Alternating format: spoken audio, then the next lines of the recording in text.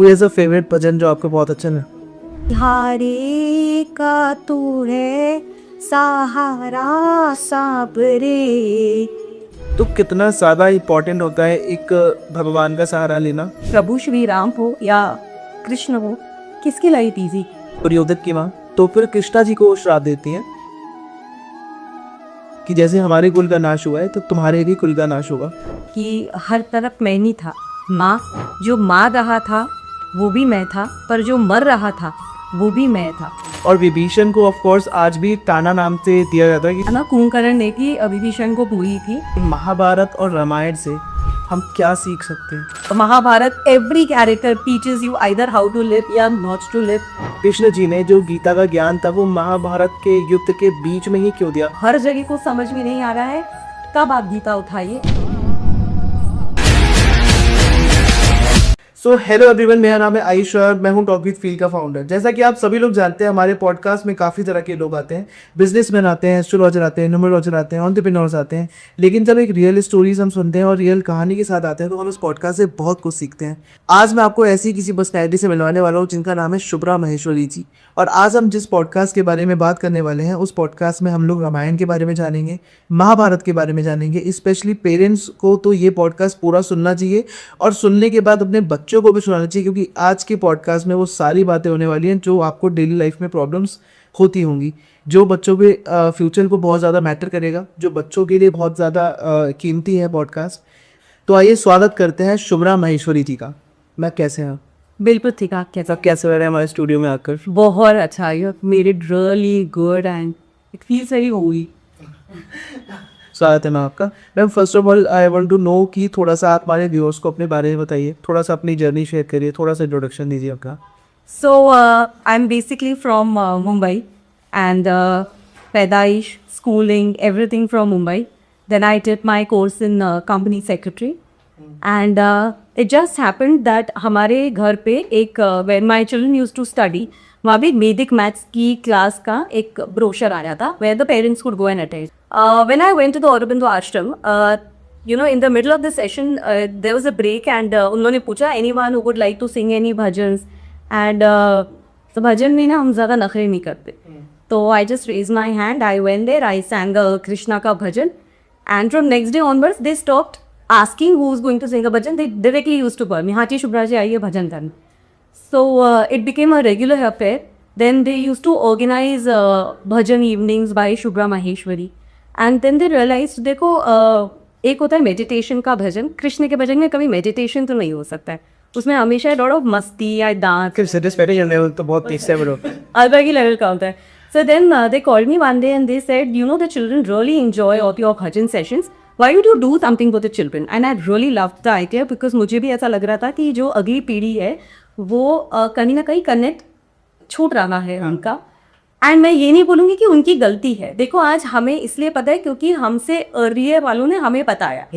उनकी गलती इसलिए नहीं क्योंकि हमारी जनरेशन ने उनको बताया ही नहीं, तो जब उनको बताया ही नहीं, उनको पता ही नहीं, तो उनकी कैसे गलती हो. So then I thought, oh, it's a great opportunity. Yes, we could do something. And that was the first time we launched this workshop called Bal Mandir for Kids. And that was Ramayan for Kids. Ramayan for Kids में approximately Ayushman ji 100 children registered. And it used to be a 3-hour session. Imagine 3 घंटा. What ends? It's all over India और दिल्ली से? दिल्ली में, वो भी सिर्फ local वाले बच्चे. Almost 100 children registered. अगर 100 बच्चे आ रहे थे, in itself was a big success कि बच्चे करना चाहते. Correct. And 3 घंटा शुरू में मुझे ऐसे लगा फर्स्ट डे 3 घंटा इनको वो भी मतलब वो भी माइथोलॉजी जैसा, I would not say mythology, Sanatan जैसे सब्जेक्ट के लिए उनको बिठाना कैसे करेंगे. Thankfully you know even at the end of 3 hours they were not ready to go. Parents उनको पकड़ के घर भी लेके जा रहे हैं, अच्छा आप कल करेंगे. एंड हम भजन्स कर रहे हैं, हम हनुमान चालीसा कर रहे हैं, हम रामायण की कहानियाँ सुन रहे हैं, हम क्विज कॉम्पिटिशन्स कर रहे हैं. And the children used to ask so many questions. And तब मुझे रियलाइज हुआ कि इनके अंदर बहुत सारी जिज्ञासा है. इट इज़ जस्ट दैट को डायरेक्शन नहीं मिलता है, इनको कोई बताने वाला नहीं है एक अच्छे ढंग से, you know, as a storyteller, I am also a storyteller, अगर हम उनको प्रॉपरली एक अलग वे में बताए, यू नो, वो एक अलग दुनिया में ट्रैवल हो जाते। एंड देन हम बहुत सारा एनैक्टमेंट करते थे जहाँ पे एक बच्चा राम बनेगा, एक बच्चा रावण बन रहा है, एंड एवरी बार अपने घर से धनुष बाण तीर कमान सब लेकर आ रहे हैं। And it used to be so much fun. And then the parents kept on telling me कि नहीं आप इसको continue करो. So we had Mahabharat for kids, and then we had the Shiv Puran and everything. And now even today I realize कि बच्चे करना चाहते हैं, पर डायरेक्शन नहीं मिली उनको। उनको डायरेक्शन नहीं मिलती है। Most of the times parents को ऐसा लगता है कि टाइम कम है बच्चों के पास में, बिजी बहुत है। मुझे ऐसा लगता है कि इट इज़ नॉट कि स्टडीज़ या भक्ति, both of them, how did we ever, ये हमने अलग कैसे कर लिया कि या तो बच्चा भक्ति बनेगा या पढ़ाई करेगा, ये कब से हो गया? यू नो, हमने भी तो सब चीज़ साथ में किया, एंड ये तो यहाँ आता है ना। So you never have to choose between the two. And अब मेरी ये कोशिश है कि अगर कान्हा ने मुझे एक रास्ता दिखाया है और उन्हीं को भी बोल दिया बाबा तू ही हाथ पकड़ के लेकर चल आगे, तुझे जिस दिशा में लेकर जाना है। So thankfully, you know, he's every day he's showing me one way, and I think उन्हीं का master plan है that today I'm here. सब अगला सवाल मैं अगर आपसे पूछूं, जैसे आपने बताया भजन बहुत ज़्यादा अच्छा लगता है आपको, कोई ऐसा फेवरेट भजन जो आपको बहुत अच्छा लगता हो? वैसे तो सारे होते हैं ऑफ कोर्स। सारे भजन अच्छे होते हैं मुझे। I remember when my son was 4 years old, he was diagnosed with a eye problem called lazy eye, and मुझे पता नहीं था lazy eye का क्या है। एंड उससे नया नया हम इंटरनेट में सर्च वर्च कर रहे होता क्या है। And that was the time I felt him very close to me. मतलब मुझे ऐसा लगता था कि मैं रोज़ जो सोच रही हूँ वैसा हो रहा है। मुझे कृष्ण महसूस होते थे, मुझे बाबा महसूस होते थे कि every time I use to talk to him, मुझे हर एक रिप्लाई मिल रहा था। एंड मुझे दिशाएं इतनी सही से मिलने लग गई थी। ये थी भक्ति की शक्ति शायद कि 1 साल के अंदर अंदर बेटा ठीक हो गया। वो डॉक्टर्स खुद बड़े सरप्राइज थे, उन्होंने कहा कि इतनी जल्दी हमने डेवलपमेंट कभी देखा नहीं है, that your child is cured. And हारे का सहारा कहते हैं बाबा को। एंड उस समय एक भजन मुझे हमेशा मैं रेगुलरली करती थी कि हारे का तू है सहारा साबरे, हमने भी तुझको पुकारा सांबरे।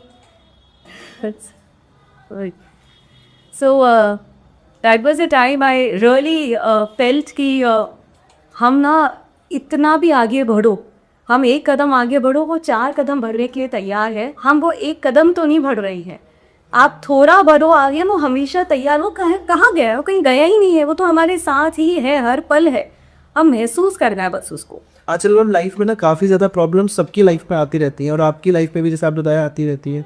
तो कितना ज़्यादा इम्पॉर्टेंट होता है एक भगवान का सहारा लेना, क्योंकि बहुत सारे लोग आजकल मतलब सोचते हैं कि अपने आप कर लेंगे, खुद देखेंगे, ये कर लेंगे, तब भगवान को मतलब पूछते भी नहीं उस टाइम पे, या फिर जब प्रॉब्लम होती तभी पूछते हैं ज़्यादातर लोग।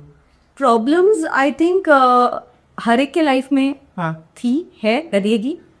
व्हेन आई कंसिडर प्रभु श्री राम हो या कृष्ण हो, किसकी लाइफ इजी थी? किसी की भी नहीं थी। द डे राम जी की राज्य अभिषेक होना था, अवध के राजा बनने थे, उसी रात उनको अपनी पत्नी समेत घर से निकाल लिया जाता है। वन भटक रहे हैं, पत्नी का हरण हो गया है, बानरों की सेना इकट्ठा कर रहे हैं और महाशक्तिशाली रावण के साथ युद्ध कर रहे हैं। His life was never easy. I won't call it is a very success, कोई ईजी लाइफ। इवन एंड भी उनका बहुत खराब हुआ था। एंड कृष्णा राज परिवार का बच्चा, कहाँ पैदा हुए? जेल में। खुद के पैदा होने से पहले 6 भाइयों की निर्मम हत्या कर दी गई। पूरा बचपन उन्होंने ग्वाला बनकर निकाला। चाहते तो बोल सकते थे, एंटी सोशल एलिमेंट्स बन सकते थे कि समाज ने हमको क्या दिया, समाज ने हमारा सब चीज़ वापस ले लिया and we are going to be anti social. But I think यही चीज़ थी कि ये जो लीलाएं कर रहे थे, वेदर इट वॉज प्रभु श्री राम या वेदर इट वॉज कृष्णा, वो यही समझाना चाह रहे थे, life is never going to be easy. हमारे कंफर्टेबल आराम से हम बैठे हैं, वो लाइफ में डिसीजंस लेना आसान होता है। प्रॉब्लम कब होती है? जब life is in a mess. ये दोनों ने आज के टाइम पे हमारे जितने भी मंदिर में प्रभु श्री राम की पूजा होती है, वो राजा राम की नहीं होती because he was a good king, इसलिए नहीं होती. अगर if he was a good king, even his father Dasharath was a good king, उनको भी पुरुषोत्तम कहते हैं. मर्यादा पुरुषोत्तम राम की पूजा होती है. क्यों? We are celebrating his life choices. उन्होंने जो मेस उनके लाइफ में हुआ, उस समय जो उन्होंने लाइफ डिसीजन या चॉइसेस लिए, हम उसको सेलिब्रेट कर रहे हैं. So I think from this journey of Shri Ram या the journey of Lord Shri Krishna, Ramayan and Mahabharat every point पे हमें यही सिखा रहा है, life is never going to be easy. किसकी लाइफ इजी? उनकी नहीं, दिनों हमारी कहाँ से होगी. बट उन्होंने हमें एक रोड मैप दे दिया है. वो इसीलिए ही शायद इस धरती पर आए थे, हमें एक रोड मैप देने के लिए कि सनातन इज स्टैंडिंग ऑन 4 पिलर्स: अर्थ, काम, मोक्ष और धर्म. हर एक को ऐसा बैलेंस करके चलना है. अब you know as a layman मुझे नहीं समझ में आ रहा है यार, अर्थ, मोक्ष, कर्म, मोक्ष क्या है यार, कैसे करना है. वो इसीलिए आए थे कि everything is important. Even earth is important, काम इज ऑल्सो इम्पोर्टेंट, धर्म इज ऑल्सो इम्पोर्टेंट, मोक्ष इज ऑल्सो इम्पोर्टेंट. इसको बैलेंस करके लाइफ में कैसे चलना है, वो अपना जीवन जीकर गए हैं हमें दिखाने के लिए, रास्ता दिखाने के लिए. Here is one thin difference between them कि राम जी हमेशा कहते हैं मर्यादा में रहते कैसे हैं, और कृष्ण जी हमेशा उनकी लाइफ में होते हैं मर्यादा में रखते कैसे हैं. That is a very good question Ayushmann ji. Ram जितना सरल उनका नाम है राम, उतना ही सरल उनका जीवन. मर्यादा पुरुषोत्तम, उन्होंने जैसा जैसा किया आप में वैसा वैसा करेंगे, हम भी पूजनीय हो जाएगा. कृष्ण नाम जितना टेढ़ा, चरित्र भी उतना ही टेढ़ा. अगर उन्होंने जैसा जैसा किया, घर के लोग दूसरों के घर से मक्खन चुराना, लड़कियों के कपड़े चुराना, अगर मैं और आप ऐसा करें, हम सीधा वहां पहुंचेंगे जहाँ कृष्ण का जन्म हुआ था, जेल. उनका तो नाम ही छलिया के नाम से. चलिए, उनके जीवन सीधा नहीं है, उनके जीवन से डिराइव करना पड़ता है. Everything has to be derive. In fact Krishna के लाइफ में 8 का इतना महत्व है. And for example I would just tell you, Krishna was Vishnu भगवान 8वां अवतार. टोटल 10 अवतार थे, 10वां का अभी भी हम वेट कर रहे हैं. सो 8 वॉज कृष्णा अवतार. देवकी का 8वां पुत्र थे कृष्ण. कृष्ण जब पैदा हुए थे वो थी अष्टमी. अच्छा, हाँ. तो it was called Krishna Janmashtami, which is the 8th day of the lunar calendar.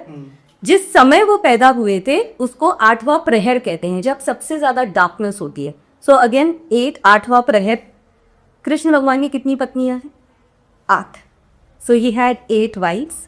Again Krishna ने जब वो कालिया वाली लीला करी थी, कालिया हैड 8 फन.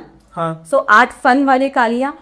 आज भी अगर आप वृंदावन जाएंगे तो राधा जी की 8 सहेलियां, तो 8 सखी मंदिर, ये सब कृष्ण और राधा की म्यूचुअल फ्रेंड्स थी. They were always involved in their love life. तो आज भी वृंदावन की यात्रा संपूर्ण नहीं मानी जाती है जब तक आपको 8 सखी के मंदिर में नहीं जाते. So again 8. At the same time Krishna को पाने के 8 भक्ति योग है. जिस तरह से हनुमान जी है अष्ट सिद्धि नवनिधि के दाता, उसी तरह से यही सेम अष्ट सिद्धि, 8 सिद्धियां कृष्ण भगवान के पास भी है. सो 8 सिद्धिज again.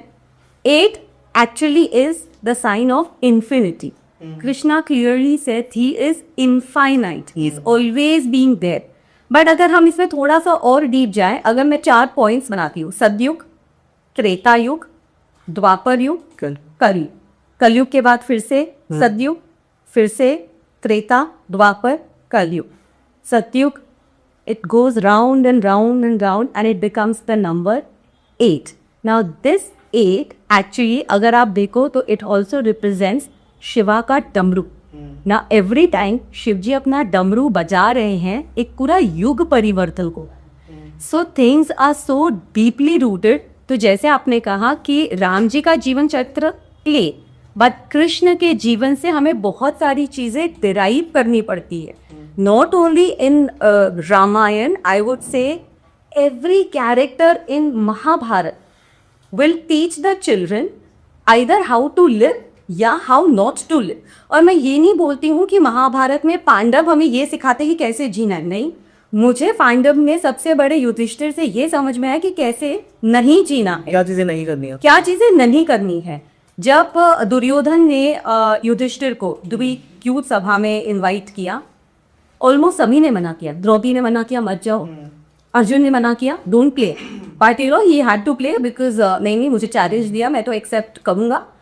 The first lesson I learn then and there itself, life में हर चैलेंज नहीं एक्सेप्ट करना होता है. Even I think when the kids are in schools and colleges, आपको आपके फ्रेंड्स चैलेंज दे रहे, You don't have to accept every challenge given by everyone. इसमें ना सुधा मूर्ति ने बड़ा अच्छा उनका एक इंटरव्यू आया था वेल शी सेड कि उनकी जो बेटी है अक्षता, उन्होंने कहा कि मैंने अपनी बेटी को लाइफ में एक ही एडवाइस दिया जो मैं भी फॉलो करती हूँ, and I tell you it is a wonderful advice. She said I told my daughter pick your battles. You don't need to pick every battle, you don't need to win every battle. आप सोचो अगर ये बात आज के 5 साल बाद matter करती है क्या? अगर हाँ तो लड़, स्टैंड फॉर इट, बट अगर नहीं तो तू जीत. जाकिर भाई कहता है ना कि बनना आपको प्रधानमंत्री, लड़ा पड़ोसी से. एग्जैक्टली. सिर्फ तो पिक योर बैटल्स यार. अगर दुर्योधन ने कह दिया कि मेरे को युद्ध सभा करनी है एंड आप चले गए because I could accept every challenge, okay चलो you have accepted the challenge, right? Now the main point is you have to know where to stop. उसने बोल दिया कि नहीं नहीं, तुमको जिस भी चीज से गर्व है, जिस चीज पर भी गर्व है वो तुम्हें दांव पे लगाना पड़ेगा. Even Draupadi he would dictate your life. Duryodhan कौन होता है आपकी लाइफ डिक्टेट करने वाला? वो तो हाँ ठीक है मुझे तुझे ही रूप करना है, मुझे जो द्रौपदी को दांव पे लगा सकते हैं. एग्जैक्टली. मेरे को यही है कि even in today's time if I want to relate it, Ayushmann ji जब हम शेयर मार्केट में पैसा डालते हैं and every time the Sensex falls down और हम एवरेज आउट करने के लिए कि थोड़ा और डाल देते हैं, थोड़ा और डाल देते हैं, थोड़ा और डाल देते हैं, एवरेज आउट हो गया. You know I have seen, मैंने कई परिवारों को नष्ट होते हुए देखा है, बर्बाद होते हुए देखा है इस शेयर मार्केट की वजह से. क्योंकि अगर उन्होंने युधिष्ठिर के जीवन से ये सीख लिया होता कि वेयर टू स्टॉप, कहाँ रुकना है, वहीं पे अगर रुक जाओ, जितना गया एटलीस्ट अब तो रुक जाओ. Not only that, I have realized, I have been to जैसे आप अगर हम गोवा में कसिनोज एंड ऑल जाते हैं, it's always good to just play as for fun. आप फन के लिए खेल के भाई आपको पता होना चाहिए कहाँ रुकना है. युधिष्ठिर की लाइफ से अब आप ये बताइए कि जब Duryodhan and Yudhishthir were having that युद्ध सभा, दुर्योधन ने क्या बोला? मैं खुद नहीं खेलूंगा, मेरी तरफ से मामाश्री खेलेंगे. शकुनी बस प्लेइंग. युधिष्ठिर नहीं बोल सकता था. अगर युधिष्ठिर ने बोल दिया होता कि मेरी तरफ से कृष्ण खेलेगा, आपको लगता है कि अगर कृष्ण पासे फेंकता तो युद्ध का वही रिजल्ट होता? इवन द्रौपदी जी का वो भी एक लाइन में, द्रौपदी जी कृष्ण जी के पास जाते हैं, कहते हैं कि भगवान हो तुम, कैसे भगवान हो, मतलब तुम्हारे 5 पति को हरा दिया आपने, ये है वो. तो कृष्ण जी उसके जवाब में देते हैं कि जब शकुनी मामा को उन्होंने इन्वाइट किया दुर्योधन ने, तो आप क्या मेरी तरफ से बोलते कि मेरी तरफ से कृष्ण खेलेंगे. एग्जैक्टली. तो मैं देखता हूँ कैसे हार जाते हैं अगर उन्होंने इन्वाइट किया होता. So you know I think ये भी है कि as a team leader, if I am a team leader, सब मुझे नहीं करना है, डेलीकेट करो काम. यू हैव टू नो कि आपके कौन से टीम मेंबर में कौन सी चीज़ इंपॉर्टेंट है, उसको क्या स्ट्रेंथ है. Why are we not delegating things to others? क्यों? हमें अपना सेल्फ वर्थ प्रूव करना है ना. और इसी सेल्फ वर्थ प्रूव करने के चक्कर में I think even Karna was a mess. क्यों? उसको पूरे जीवन खाली अपना सेल्फ वर्थ प्रूव करना था कि मैं लॉयल हूँ, मैं बेस्ट धनुर्धर हूँ, मैं अर्जुन से बेटर धनुर्धर है, एंड इवन मैं लॉयल भी हूँ, मैं लॉयल हूँ. You never realize why did Duryodhan keep you in this camp in the first place? वो तो चाहते थे कि उनको दिख रहा है वो एक उनको वो दिख रहा है कि ये जो है ये अर्जुन के अगेंस्ट में, even I have a strong contender to put it up against it. तुमको वो नहीं नजर आ रहा है. कर्ण धर्म जानता था, फिर भी अधर्म का साथ दे रहा था, अपने बेस्ट फ्रेंड के प्रति लॉयल बन रहा था. एंड मुझे ऐसा लगता है कि आज जो भी बच्चे कर्ण का चरित्र समझते हैं, it is very important to understand कौन है आपके फ्रेंड. आपके फ्रेंड ने, आप कॉलेज में चले गए, आप यूनिवर्सिटीज़ में चले गए, आपके फ्रेंड ने बोला कि ले ले मम्मी थोड़ी देख रही है, कुछ नहीं, कुछ मम्मी ले ले एक और, अरे पापा थोड़ी एक चलता है, कुछ नहीं है, आजकल सब करते हैं.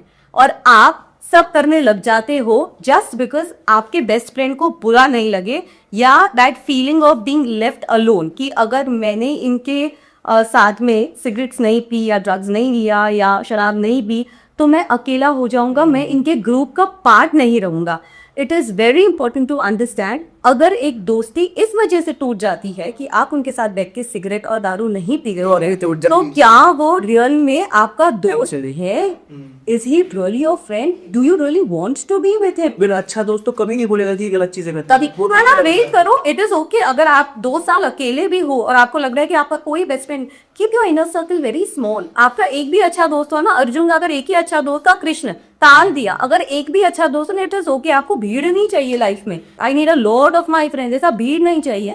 मुझे ऐसा लगता है कि अगर आप, अच्छा मैं ये एक बात बताइए आयुष्मान जी, अगर आपका कोई भी दोस्त ना भी हो, because they don't align with your ideologies, जैसे आपको जो धर्म लगता है या जो आपको ठीक लगता है वो उनको लगता है कि आजकल वो सब करते हैं, चलता है, कुछ नहीं, चलते करते हैं, इट डजंट अलाइन, ठीक है, हमारी कोई दुश्मनी नहीं है, but we are just okay like that.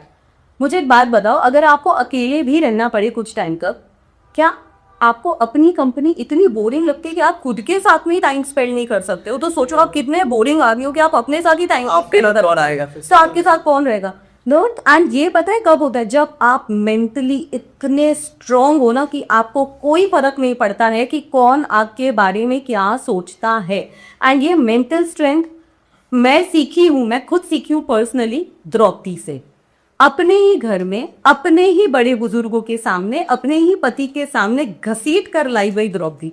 Draupadi चीखी, चिल्लाई, इतना उसको ह्यूमिलिएट किया गया सबके सामने, बट आप उस लेडी का मेंटल स्ट्रेंथ देखो कि पूरे इंद्रप्रस्थ का फाइनेंस अकेले द्रौपदी संभालती थी और धर्म भी नहीं भूली। जब वनवास में थी तो अपने अक्षय पात्र से सबसे आखिर में खाती थी द्रौपदी, सबको पैरे खिलाती थी, जो भी ऋषि मुनि और जो भी आते थे उनको पैरे खिलाती थी। अपने पांचों पुत्र जब अश्वत्थामा ने मार दिए तब भी उसने अपने पतियों से यही कहा कि एक तो ब्राह्मण है, आपके गुरु का पुत्र है, और इनकी माता ने अभी अभी अपने पति को खोया है, इनको क्षमा कर दीजिए।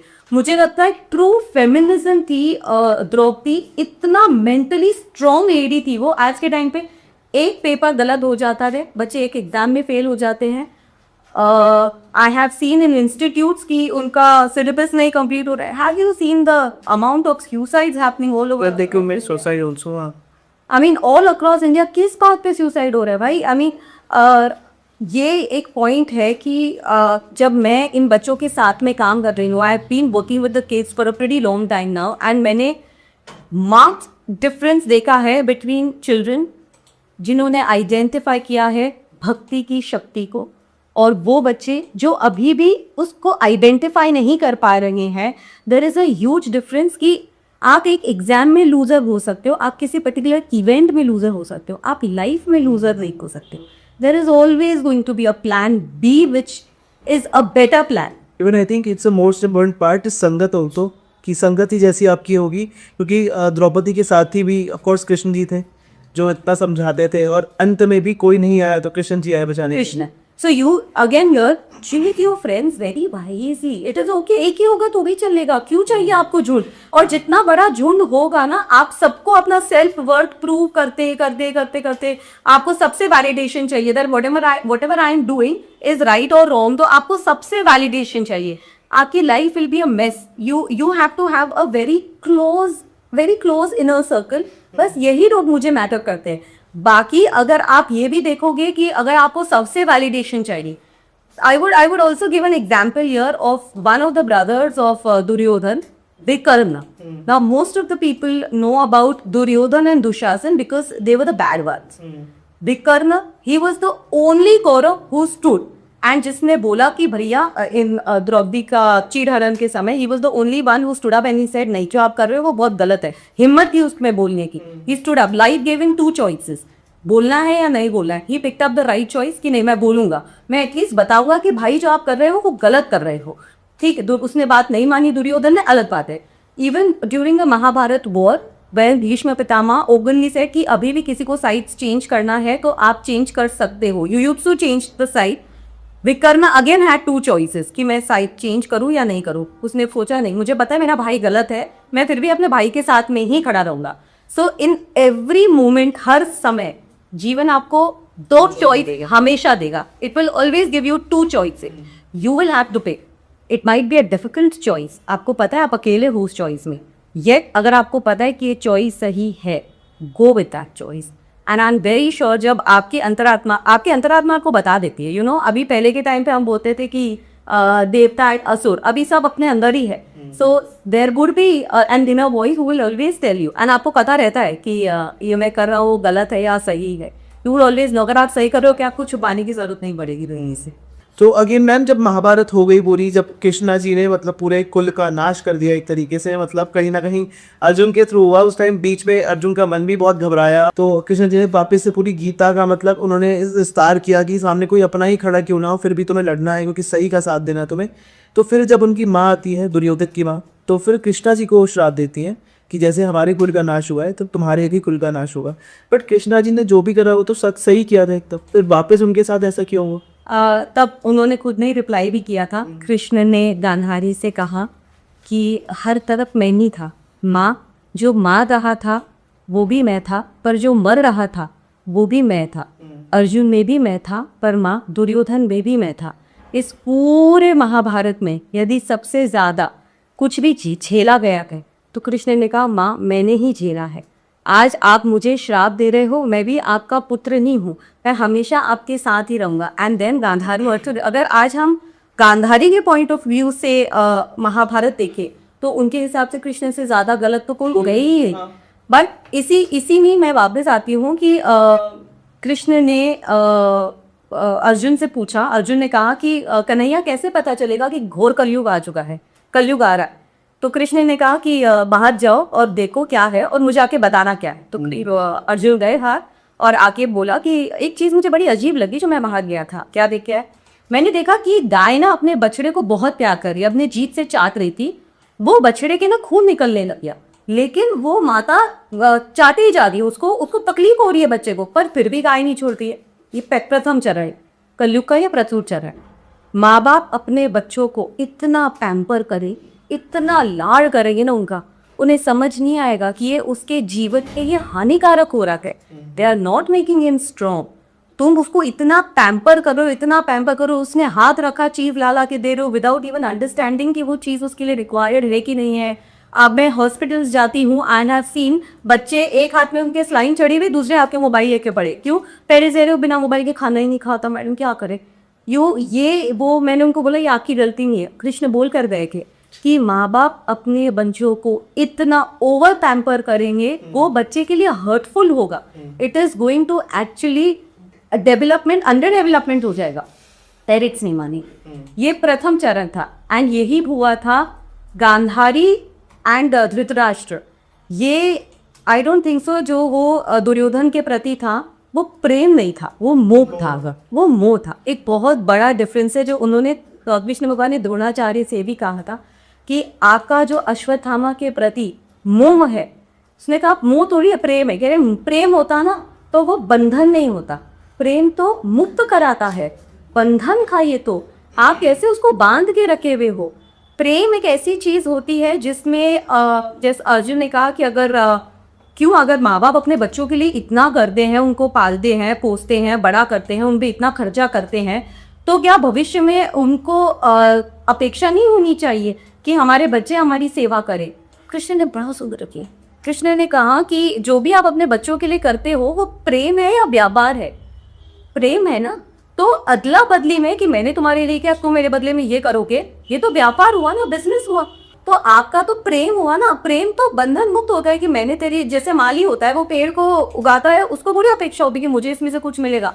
आपने बच्चा पैदा किया, आपने उसको पाल पोस कर बड़ा किया, उसको अच्छे संस्कार दिए, आपका कर्तव्य था, छोड़ दिया। आपके दुख का सबसे बड़ा कारण ये है अपेक्षा। सिर्फ बच्चों से नहीं, एवरी रिलेशनशिप आपको कोई दुख दे ही नहीं सकता। आपने अपने दुख का रिमोट कंट्रोल सबके हाथ में थोड़ी ना दे रखा है कि मैंने तुम्हारे हाथ में दे रखा है, अब तुमने बटन दबा दिया मैं दुखी हो गई, तुमने बटन दबा दिया मैं खुश हो गई। क्यों दे रखा है अपना रिमोट कंट्रोल दुनिया के हाथ में? अपना रिमोट कंट्रोल अपने हाथ में रखो ना। आपके दुख का कारण ही है अपेक्षा। क्यों आपको अपेक्षा दी? एक आयुष्मानी जब से ये सोशल मीडिया आया है, आई वुड से ये जो छोटी छोटी चीजें हैं, उसने मुझे ब्लॉक कर दिया, उसने मुझे फॉलो नहीं किया, उसने मुझे लाइक नहीं किया, फिर मुझे सब्सक्राइब नहीं तो किया, ऑल ओवर बढ़ रहे हैं। हाँ, उसके ऐसे हो रहा है। उसे कैन यू इमेजिन किस टाइप पे ब्रेकअप्स हो रहे हैं, किस चीज से आपको दुख हो रहा है, क्या चीज पे दुख हो रहा है? रिलेशनशिप बन रहे हैं, जैसे सिचुएशनशिप हो गया, इस तरीके के नाम दिए जा रहे हैं। भाई ये आपके दुख का सबसे बड़ा कारण ही ये है क्योंकि आपको इतनी एक्सपेक्टेशन है दुनिया से, और जिससे एक्सपेक्टेशन करनी चाहिए, जो आपको मालूम है कि एक ही है इस दुनिया में जिससे आप अगर एक्सपेक्टेशन करोगे, आप उसको 4 बार गुस्से में बोल भी दोगे ना तो वो सुन लेगा, वो है वो, उसके तो आप कुछ करते नहीं हो। अगर आप जितना अपने गुस्से में उसको बोला है ना, उसका आप 1/10 भी किसी और को बोल के दिखा दो, आपको दुनिया का सही वक्त पता चल जाएगा। उसको आपने गुस्से में मन चाहा बोला और फिर भी गले लग के उसके ही रोने को कि है ना, तू नहीं तो मैं कहाँ जाऊँ, मैं तेरे से ही प्रेम करता हूँ, ये प्रेम उसको दिखाओ ना, तब आपको पता चलेगा कि जितना आप दुनिया के लिए रोए हो ना, अगर उसका 1/10 भी उसके लिए रोए होते ना, मिल जाते प्रभु आपको। और मुझे ऐसा लगता है आयुष्मान जी की मोस्ट ऑफ द टाइम्स यही सनातन हमें सिखाता है कि सनातन हमें ये किसी को कन्वर्ट करने के लिए नहीं होता है, सनातन होता है आपका खुद का बेहतरी के लिए। How you have to achieve him, आपका आत्म साक्षात्कार ब्रह्मलीन, यानी कि आपका आत्मा का परमात्मा से मिलन। हम हर सनातनी हम यही चाहते हैं लास्ट में कि हमको ऊपर वाला मिल जाए। It was never about, now you know there are a lot of people who are absolutely confused between Sanatan and Hinduism. Let it get very clear here. I am just talking about Sanatan. Sanatan is a thought process. Sanatan कहता है हमारे ये, देखो सूर्य भगवान भी हम सुबह उठ के सूर्य पूजा करते हैं, हम सन गॉड कहते हैं, हम एवरी व्रत में हम चंद्र भगवान की पूजा करते हैं, तो हमारे लिए चंद्र भी पूजनीय है, गंगा माँ को हम पूजा करते हैं, हम तारों की पूजा करते हैं। आप कोई भी बड़ा अनुष्ठान कर लीजिए, उसमें वो नवग्रह की पूजा करवाते हैं, उसमें वो चारों दिशाओं की पूजा करवाते हैं, भूमि की पूजा करवाते हैं, आकाश की पूजा करवाते हैं, वायु की पूजा करवाते हैं, श्वास की पूजा करवाते हैं, वरुण अग्नि देवता की पूजा करवाते। सनातन मिटा सकता है कोई? आप सूर्य चंद्रमा ग्रह प्र सब बड़ा, सनातन इससे कोई मिटा ही नहीं सकता है। Sanatan is eternal, it is a way of life, it is always a thought process. Sanatan allows you to question, Sanatan थोपता नहीं आपके ऊपर, मानना पड़ेगा। सनातन में ये बहुत liberty, you can cross question.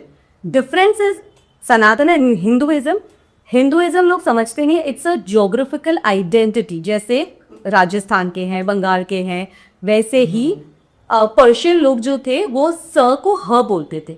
सो सिंधु नदी के पास जो भी लोग रहते थे वो हिंदू कहलाए, इसीलिए कोई भी वेद या उपनिषद में हिंदू वर्ड नहीं आता है, लेकिन पर्शियन और ग्रीक टेक्स्ट में हिंदोई शब्द आता है। तो सिंधु नदी के पार जो भी लोग रहते थे उन्हें हिंदू कहते थे। It's a geographical identity, so everyone is a Hindu actually.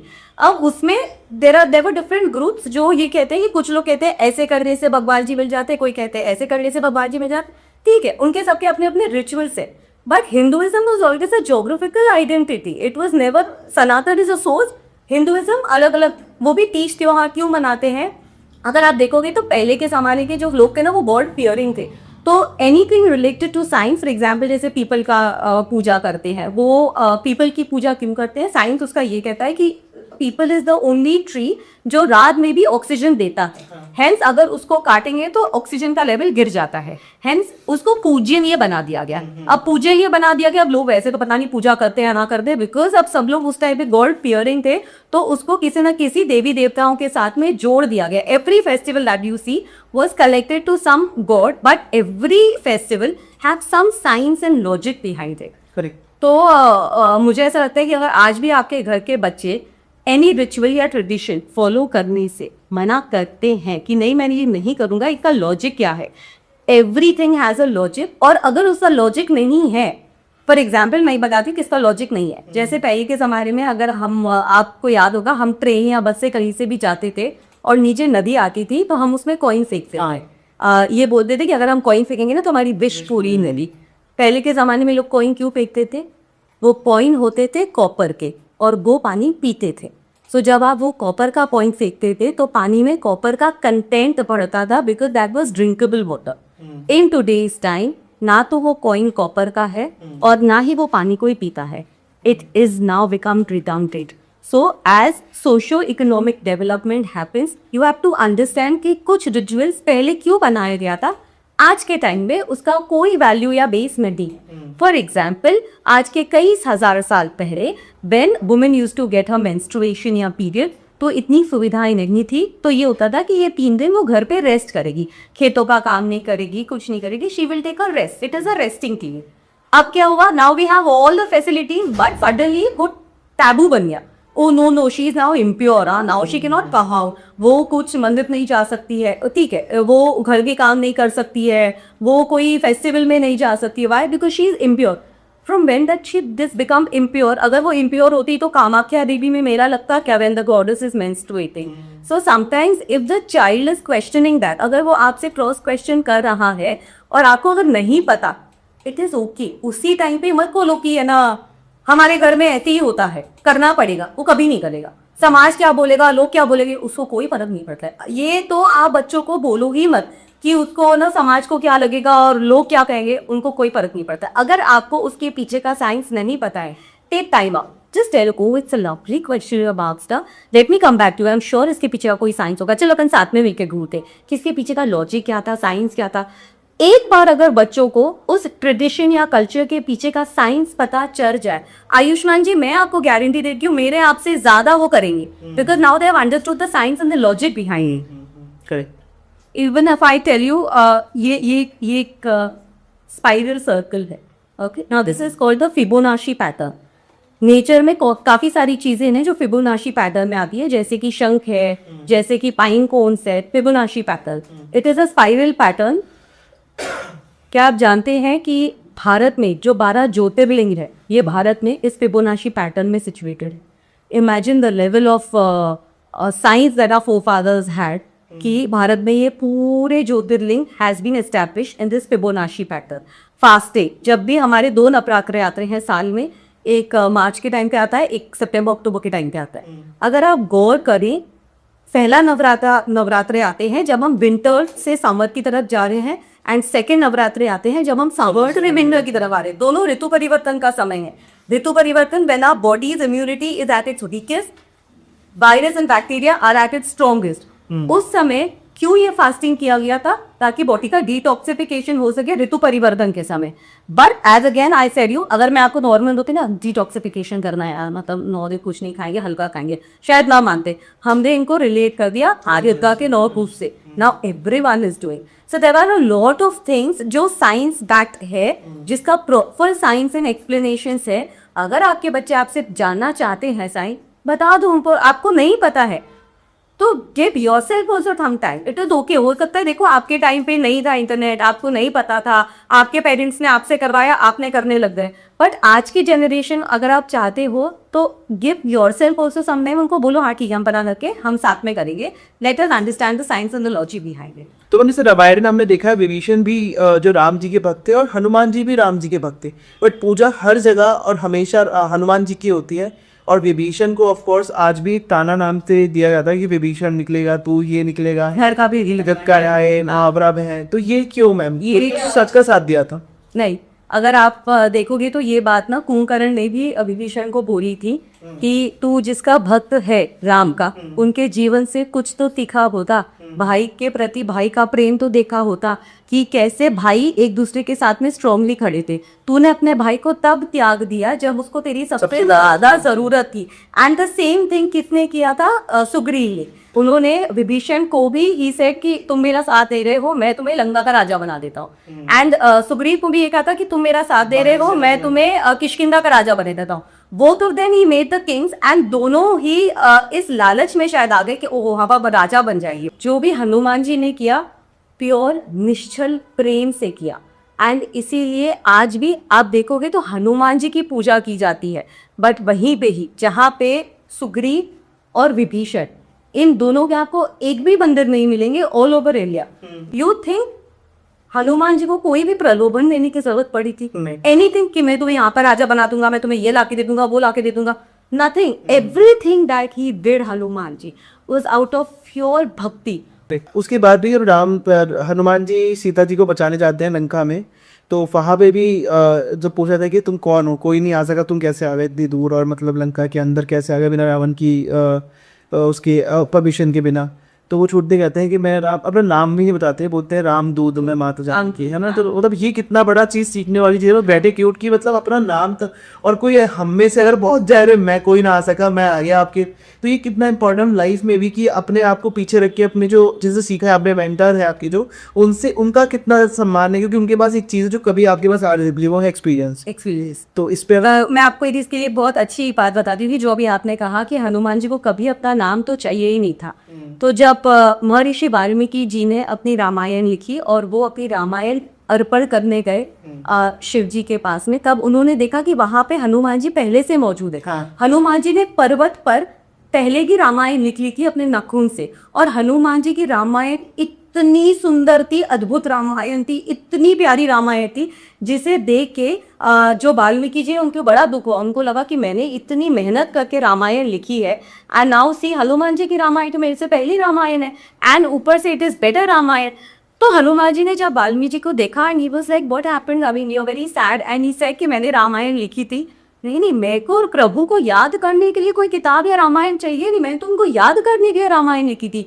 You would not believe Ayushmann ji, Hanuman ji द्वारा लिखित रामायण हनुमान जी ने खुद अपने हाथों से विसर्जन कर दिया था। He said I don't want that credit, कि मुझे नहीं है, आपने पहले लिखी, आप लिख लो, कोई दिक्कत नहीं है। Valmiki ji was so touched, उन्होंने कहा कि आज के टाइम पे when everyone is working for name and fame, Hanuman तुम क्या हो, तुमने रामायण लिखी, मेरे सामने विसर्जन कर दिया। मैं एक जना और लूंगा और उस समय मैं तुम्हारी तपस्या को लिखित रूप में लिखूंगा। एंड देन वाल्मीकि जी कलयुग में फिर से रीबर्थ लेते हैं, गोस्वामी तुलसीदास जी, और तुलसीदास जी फिर से रामायण हिंदी में लिखने से पहले रचना करते हैं हनुमान चालीसा का, जिसमें उन्होंने लास्ट में लिखा है तुलसीदास सदा हरि चेरा की जय नाथ हृदय में। और आज भी यूट्यूब पे सबसे ज्यादा व्यूज हैं उस पहले वचन पे। हाँ, और व्यूज हैं उसमें। हनुमान चालीसा एक ऐसा है, अगर आपने भी शार्क टैंक देखा होगा तो उसमें नमिता ने कहा था कि whenever his son was very scared, तो हनुमान जी का एक सॉफ्ट टॉय लेकर सोता था, तभी उसको नींद आती थी। और ये मेरी क्लास में भी हुआ है। So there was a little girl who used to come and tell me कि मैम पता है मम्मी पापा है ना दूसरे रूम में सोते, मैं अकेली सोती हूँ, मुझे बहुत डर लगता है रात को। तो जब से आपने बताया ना कि भूत पिशाच निकट नहीं आवे, महावीर जब नाम सुनावे, तो मैम मैं अपने तकिए के नीचे हनुमान चालीसा रखकर सोती हूँ, और उसके बाद से ना मुझे बिल्कुल डर नहीं लगता, इतने अच्छे से नींद आती है। So I think this is the power of Hanuman ji की भक्ति only. All my little children, उनका सबसे बिगेस्ट फैन है वो हनुमान जी। कृष्ण जी ने जो गीता का ज्ञान था वो महाभारत के युद्ध के बीच में ही क्यों दिया, पहले भी दिया जा सकता था। बिल्कुल दिया जा सकता था, यही तो वो बताना चाह रहे थे कि when you are very comfortable, life best पे चल रही है, तो डिसीजन लेना बहुत आसान है, because you are in a good frame of mind, आप अच्छे से सोच विचार कर डिसीजन ले सकते हो। महाभारत का युद्ध वर्ड एक्चुअली एक तरह से वो दर्शाता है इंसान के जीवन का क्राइसिस, एक क्योस, एक मेस, और उस मेस के बीच में आपको क्या डिसीजंस लेना है, क्या धर्म है, क्या अधर्म है, कैसे आपको धैर्य रखते हुए डिसीजंस लेते हुए आगे बढ़ना है, वो शायद वो बताना चाह रहे थे। इसीलिए उन्होंने वही समय चुना when your life is in absolute mess, chaos है, हर जगह को समझ में नहीं आ रहा है, तब आप गीता उठाइए और आपको अपने प्रश्नों का जवाब हर जवाब। Again ma'am my last question for you कि महाभारत और रामायण से हम क्या सीख सकते हैं? Everything. So as I told you कि आज जब मैं देखती हूँ कि भाई का भाई से प्रॉपर्टी का विवाद चलता है, मुझे हमेशा से लगता है काश राम और भरत का चरित्र थोड़ा सा पढ़ लिया होता कि property is something which you can build up again. भाई कहाँ से लाओ यार दूसरा। Even with Mahabharat, every character teaches you either how to live या not to live. Every character in Ramayan teaches you how to lead your life. Every जब जो राम जी ने लीला करी है, जो कृष्ण भगवान ने लीला करी है, वो लीला इसी यही करी है हमें समझाने के लिए कि हाउ टू, एक रोड मैप बनाकर गए हैं हमारे लिए। किसी भी लाइफ में आप कोई भी प्रॉब्लम उठा लीजिए, एवरी सिचुएशन का एक आंसर होगा, मिल जाएगा आपको रामायण या महाभारत में। और इसीलिए I think the children need to know about these epics. उनको उनसे दूर मत करिए। ये मत सोचिए कि उनके पास टाइम नहीं है, पढ़ाई करते हैं तो उनके पास समय नहीं है। नहीं, they have to know, because आप उनके साथ नहीं रहोगे जीवन भर, आप चले जाओगे ना, तो उनको संभालने के लिए ये वैल्यूज़ है, उनको आगे जीवन में गाइड करने के लिए ये वैल्यूज़ है, वैल्यूज़ दे कर जाएगी। एंड मैं अब मेरा इसी से एक सवाल और उठाया कि लीडरशिप जो होती है ना वो बहुत इंपॉर्टेंट होती है किसी भी चीज़ में, चाहे वो एक रिलेशनशिप हो और चाहे वो एक किसी को काम करना हो, चाहे वो जॉब हो, चाहे वो बिजनेस हो, किसी भी चीज़ में लीडरशिप कैसे बेटर करी जा सकती है, किससे सीखा जा सकता है राम जी, और कैसे मैनेज कर सकते हैं? राम जी जितने शांत स्वभाव के दिखते हैं, I have never seen a better politician और a better leader than him. आप सोचिए कि जब वो वनवास में ही थे, he was still a leader.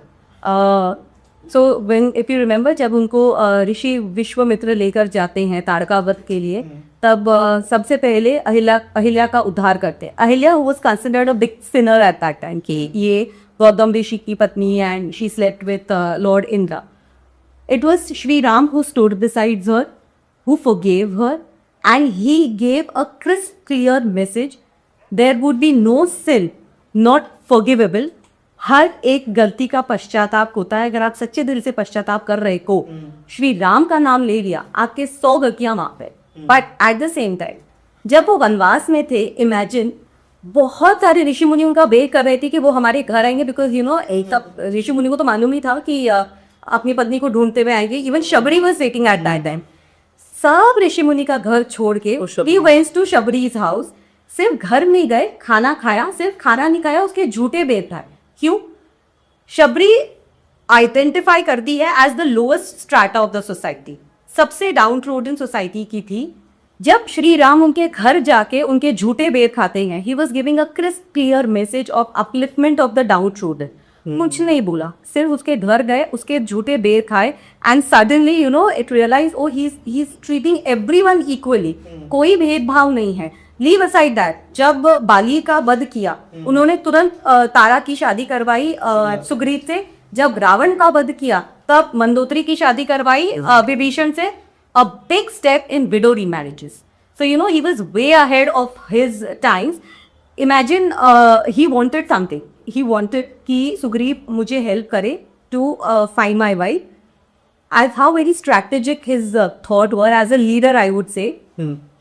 He gave him this opportunity कि तुम मुझे मेरी वाइफ को ढूंढने में हेल्प करो, मैं तुम्हें तुम्हारी वाइफ भी दिलवाऊंगा और साथ में तुम्हें किष्किंधा का राजा भी बनाऊंगा। Same thing he did with Vibhishan also कि ठीक है, तुम मुझे रावण को मारने में हेल्प करना, मैं तुम्हें लंका का राजा बनाऊंगा। सो आई थिंक ही वाज जितने शांत स्वभाव के थे, internally he was a very good team leader and strategist. Again ma'am, thank you so much for coming our show. Last में मैं यही पूछूंगा, कुछ एक मैसेज अगर आप देना चाहो हमारे सारे बच्चों को, सारे बच्चों के पेरेंट्स में किसी को, जो आप लास्ट में कुछ कहना चाहो अपने एक्सपीरियंस से। My children are doing their medicals and the engineering and they have got a good government seat in general quota. क्यों? It is not कि सिर्फ हार्ड वर्क था, but at the same time जो भक्ति की शक्ति थी, आज भी चाहे वो कितने भी बिजी हो, चाहे उस दिन उनका एग्जाम भी क्यों ना हो, वो रोज रात में बैठ के भजन गाते ही गाते हैं। एंड उससे ये होता है कि whenever they are giving their exams, उनको एक रॉक सॉलिड मन में है कि कन्हैया है हमारे साथ में। वो सरस्वती माता का श्लोक भी गाते हैं कि हे सरस्वती माता, जो भी हमने पढ़ाई की है फिर हमें याद रहे। यू वुड नेवर रियलाइज वो भक्ति की जो शक्ति होती है, वो आप अपने बच्चों को एटलीस्ट मैं ये बोलूँगी कि इनके रूट्स स्ट्रॉन्ग करेंगे तो वो खिल सकेंगे। आप उनके रूट्स अगर स्ट्रॉन्ग कर सकते हैं तो वो ब्रांचेस और उनकी जो जड़ मजबूत होगी तो वो जीवन में ज़रूर पलटेगी। So again thank you so much ma'am for coming our show. And बहुत अच्छा लगा हमें आपकी सारी बातें सुनकर। लाइक आपका नॉलेज जो है उसके पीछे लॉजिक है, सबसे बड़ी बात यह है, क्योंकि आप कुछ भी नहीं बोलते हो, सबसे बड़ी बात यह है कि आप लॉजिक के साथ बोलते हो। एंड ऑफ कोर्स जितने भी लोग इस पॉडकास्ट को यहाँ तक सुनते जा रहे होंगे, डेफिनेटली उनको बहुत सारी चीज़ें ऐसी पता चलेंगी जो सुनने भी नहीं था, हम लोगों को पता भी नहीं था इस चीज़ के बारे में। और उसके अंदर जो लॉजिक के साथ आपने राम जी के बारे में बताया, महाभारत के बारे में बताया, उनकी स्टोरीज़ के बारे में बताया, आई थिंक ये पॉडकास्ट पूरा एक बार तो सुनना ज़रूरी है, क्योंकि बहुत ज़्यादा इसके अंदर लॉजिक वाली चीज़ें थी, कुछ दिमाग वाली चीज़ें भी थी, और ये बच्चों को सुनने के लिए, पेरेंट्स को सुनने के लिए बहुत ही इंपॉर्टेंट है। तो इस पॉडकास्ट को ज़्यादा से ज़्यादा लोगों तक शेयर करना था कि जितने भी लाइफ में उनकी प्रॉब्लम्स आ रही हो वो डेफिनेटली ये वाली पॉडकास्ट सुन के वो सॉल्व हो जाए। और मेरी बहुत उम्मीद है इस पॉडकास्ट से, बहुत सारा प्यार दीजिएगा इस पॉडकास्ट को। एंड मैं डेफिनेटली पैम का जो वेबसाइट या फिर उनका नंबर होगा मैं डिस्क्रिप्शन में ऑल्सो डाल दूँगा, ताकि अगर किसी को कोई भी सवाल होंगे वो मैम से डायरेक्टली भी पूछ सकते हैं। अदरवाइज़ आप कमेंट भी कर सकते हैं, मैम पर हम कोई दूसरा एपिसोड शूट करेंगे तो मैम से वो सवाल तब भी पूछेंगे। अब thank you so much for coming here show ma'am, हम बहुत ही अच्छा लगा आपका इस पॉडकास्ट में। जय श्री श्याम।